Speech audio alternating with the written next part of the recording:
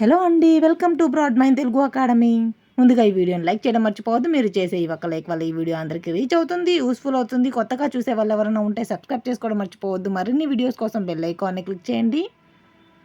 టాపిక్లోకి వచ్చేస్తే, కెనడాలో కొత్త ఇమిగ్రేషన్ బిల్లు భారతదేశంపై దాని ప్రభావం ఎంత? కెనడాలో కొత్త ఇమిగ్రేషన్ బిల్లును ప్రవేశపెట్టారు.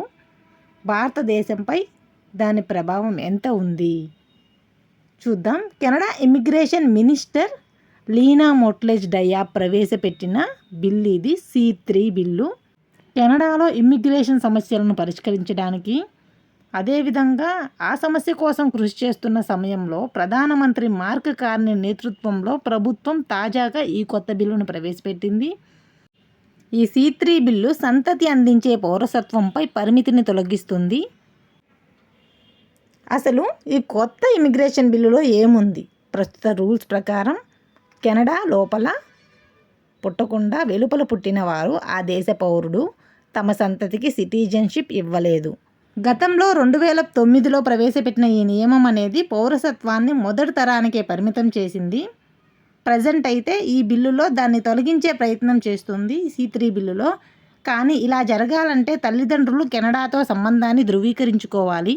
అంటే బిడ్డ పుట్టే ముందు లేదా దత్తత తీసుకునే ముందు తల్లిదండ్రులు కనీసం 1095 రోజులు అంటే 3 ఏళ్ళు కెనడాలోనే భౌతికంగా జీవించి ఉండాలి. IRCC అంటే ఇమ్మిగ్రేషన్ రెఫ్యూజీ సిటిజన్షిప్ కెనడా ప్రకారం ఈ బిల్ అనేది C3 అనేది ఇప్పటి వరకు ఉన్న మొదటి తర పౌరసత్వం రూల్ అనేది కెనడా కుటుంబాలకు ఇక ఏమాత్రం వర్తించదు. కెనడా కొత్త ఇమిగ్రేషన్ బిల్లులతో భారత సమాజంతో పాటు ఇతర వలసదారుల సమాజానికి లబ్ధి చేరనుంది. అయితే అమెరికాలో అధ్యక్షుడు డొనాల్డ్ ట్రంప్ ప్రవేశపెట్టిన కఠిన రూల్స్ మధ్య కెనడా ఇప్పుడు నిబంధనలను సవరిస్తుండటం ఊరటనిచ్చే ఒక విషయమే. H1B, F1 వీసాలపై అమెరికాలో ఉంటున్న వారికి పుట్టిన బిడ్డలకు పౌరసత్వాన్ని రద్దు చేశారు. ఈ కెనడా బిల్లు గురించి స్పష్టంగా చెప్పాలంటే, కెనడా పౌరులు లేదా కెనడాలో పూర్వీకులు ఉండి భారతదేశంలో పుట్టిన వారికి కూడా ఇప్పుడు ఆ దేశ పౌరసత్వం అనేది లభిస్తుంది. ఈ C3 బిల్లు అనేది ప్రస్తుత నిబంధనల లోపాలు, తప్పులను సరిచేస్తుంది. కానీ ఇమిగ్రేషన్పై కెనడా ప్రజలు ప్రస్తుత అభిప్రాయాల నేపథ్యంలో కొంచెం వ్యతిరేకత ఎదురవ్వచ్చు అని ఇమిగ్రేషన్ మినిస్టర్ అభిప్రాయపడుతున్నారు. కెనడా కొత్త బిల్లుకు ఆమోదం లభించి అది చట్టంగా మారే అవకాశాలు చాలా ఎక్కువగా ఉన్నాయి.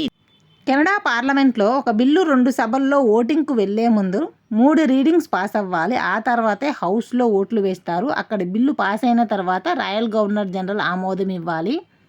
ఆ తర్వాత అది చట్టంగా మారుతుంది. ఇది కెనడా బిల్లు ప్రాసెస్ అయ్యే పద్ధతి. నెక్స్ట్ టాపిక్ వచ్చి మృత్యుంజయ్ మహాపాత్రకు నసాకవా అవార్డు. భారత వాతావరణ శాఖ మృత్యుంజయ్ మహాపాత్రకు నసాకవా అవార్డు.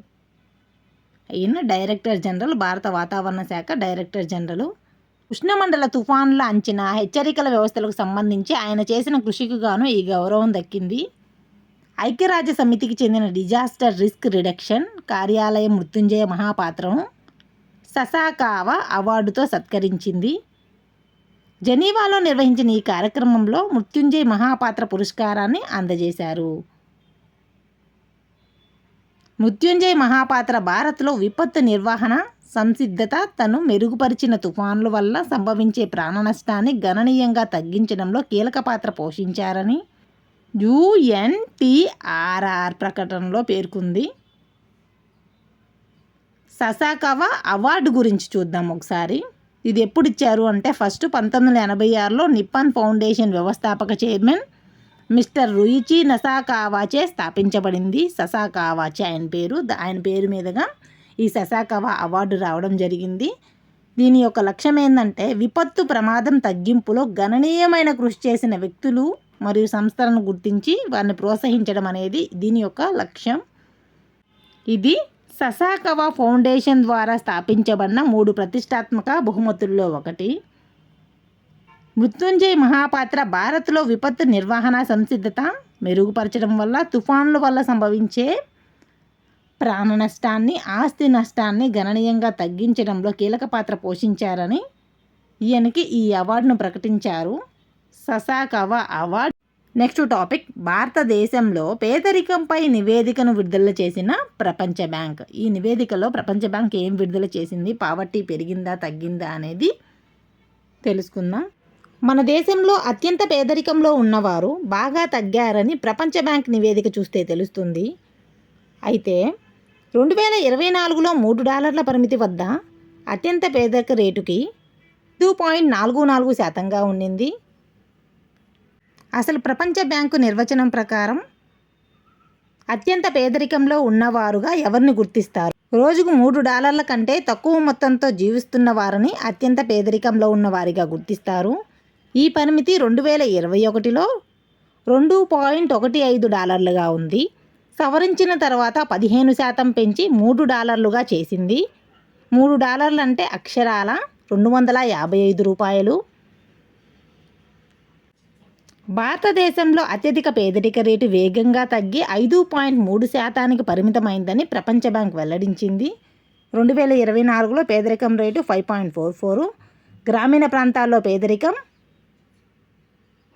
18.4% నుంచి 2.8%కి తగ్గింది. పట్టణ ప్రాంతాల్లో పేదరికం 10.7 నుంచి 1.1కి తగ్గింది. అంతేకాకుండా గ్రామీణ పట్టణ అంతరం 7.7 నుంచి 17%కి పరిమితమైంది.